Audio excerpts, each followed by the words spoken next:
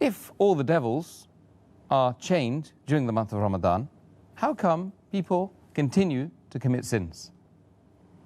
And I do agree with you, this is a common question. And I remember several years back when I was in school and when I heard this hadith that the devils are chained in the month of Ramadan, immediately the question that came to my mind, and the question that comes to many Muslims' mind and many non-Muslims, is that if the devils are chained, then how do human beings yet commit sins? This question is based on the hadith of Muhammad sallallahu alaihi wasallam, which I mentioned earlier, a Sahih hadith of Musnad Ahmad, volume number 2, page number 230, hadith number 7148, which is also repeated in Sunan Nisa'i, chapter number 5, hadith number 2106, where the beloved Prophet said that, O ye people, the blessed month of Ramadan is approaching. And Allah has ordained for you that you fast in this month. And the gates of heaven will be open in this month, and the gates of hell will be closed. And the devils will be chained. In this month is a night, which is better than 1,000 months. And a person who's deprived of the blessing in this month is truly a deprived person.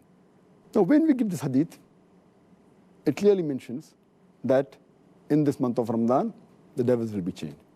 And it's a logical question. If devils are chained, then how do human beings yet commit sins? To make the people understand, we have to realize that when the devils are chained, it does not mean that the devils are slain. They have been killed. They're yet present, but they're chained. They're not killed. The power is yet there, but it is diminished. For a better understanding, I'd like to give you an example that when there is a lion or a tiger who is free, there are high chances that he may kill you. Your life is in danger. But the moment that tiger or that lion is chained, you are safe. You are safe as long as you maintain a safe distance. After the tiger has been chained, if you come too close to him, there are chances yet you can be killed. So as long as you maintain that distance from the tiger who is chained, you are safe. Similarly, in the month of Ramadan, if you maintain a safe distance from the Satan, you will be saved.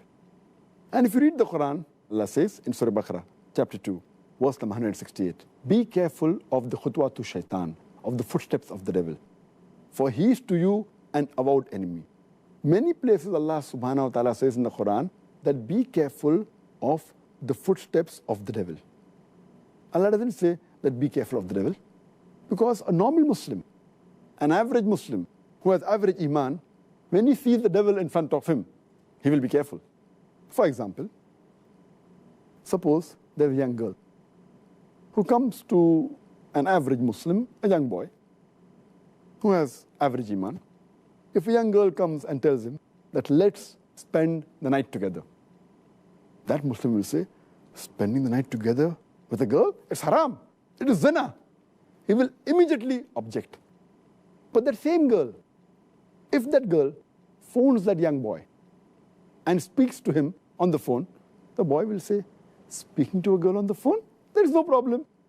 So he speaks to the girl for a few times on the phone for a few minutes. Later on, the girl says, let's go and have some snacks in McDonald's on Kentucky Fried Chicken. Having snacks for a few minutes, for half an hour, with a girl in McDonald's, no problem. So he goes and has snacks with the girl in McDonald's. Later on, the girl says, why not have dinner in a restaurant? Having dinner with a girl in a restaurant for a couple of hours, no problem. Then the girl says, why not spend the night together? And then the boy says, spending the night together with a girl, no problem. So this is khutwatu shaitan, footsteps of the devil. This is not mentioned in the Quran, this is just my own example. So what Allah warns us is that be careful of the khutwatu shaitan, the footsteps of the devil. If the devil comes directly in front of an average Muslim who has iman, he will abstain. He will run away from it. But the khutwatu shaitan are the things which are dangerous. So, what we have to realize, when the devil is chained, his footsteps are restricted. So many of the sins are prevented. But if we go close to him, then the chances that we'll be overtaken by the devil and commit a sin are very high. So what we have to be careful, that in Ramadan, if we keep the distance, then the chance of committing sin is less. But if we go close to the Satan, even though he's chained, like how a tiger can walk even after he's chained, same the devil. So this is my understanding. And the beloved Prophet said, the devils are chained, the devil can yet move. But less distance, so if we keep the distance, we'll be safe. The second reason that I feel is that in the month of Ramadan, though the devils are chained, we fail to realize that the balanced 11 months, they are free. And the impact that the devil has on the human beings for these 11 months, it leaves those impact, that impression in the month of Ramadan. To give a better understanding, I always give the example that there are drug peddlers which try and get customers, the youngsters from the colleges, from the universities. So what they do initially, they give the drug free. And they entice the youngsters for having drugs.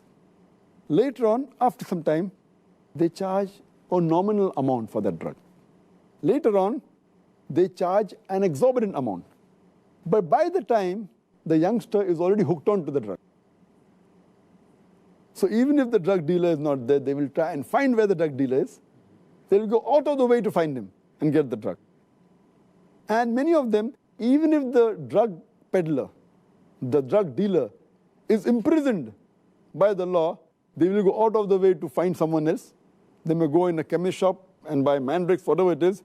They are so much hooked onto it. So these people who have become addicts to drugs, or rather say, addicted to the Satan, even though the Satan is imprisoned, the effect is yet there. So in this way we understand, as a drug dealer, as a drug peddler, even after he goes, the drug addict gets accustomed to that drug. So we human beings, we are accustomed to the sin. And even though the Satan is imprisoned, we keep on committing these mistakes. But mainly those people who have become addicts fall in this category. So those who do major sin fall in this category. But the normal Muslims, the average Muslims who haven't become addicted, it's easy for them to stay away from sin. And the third reason that I give is that though there are some scholars who say that in this month of Ramadan, the strong devils, the marids, they're imprisoned. The smaller ones are free. So they keep on committing mistakes. But according to my understanding, the third reason is that though the devils are chained by Allah subhanahu wa ta'ala, they can yet whisper.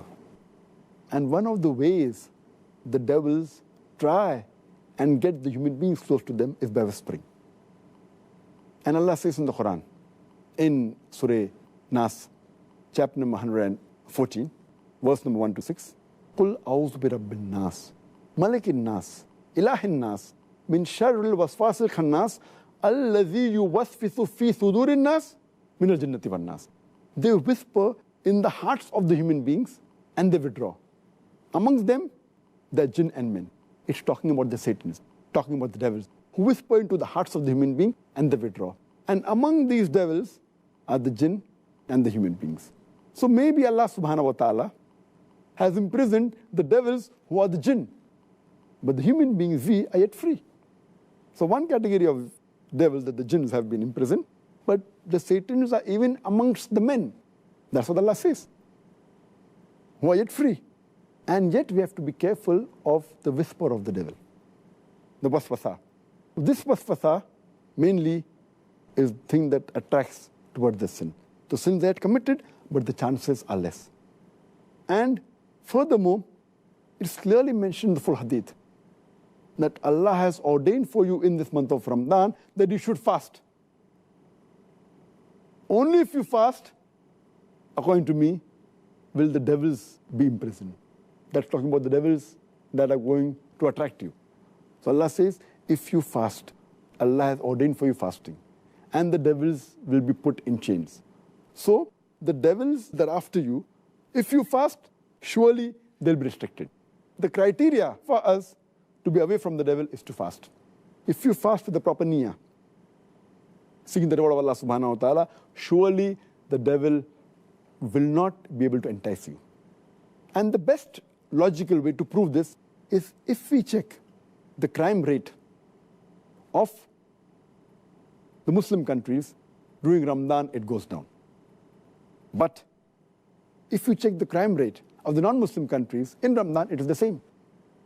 The reason is that because they are not fasting, the non-Muslims, this devil yet has an effect on them. Because the Muslims are fasting, if not all properly, at least majority, or at least quite a large number. So because of that, the crime rate in the Muslim countries in the month of Ramadan is low as compared to the other months.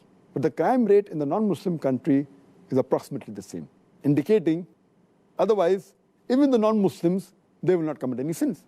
So the criteria is that you have to fast properly for the sake of Allah subhanahu wa ta'ala.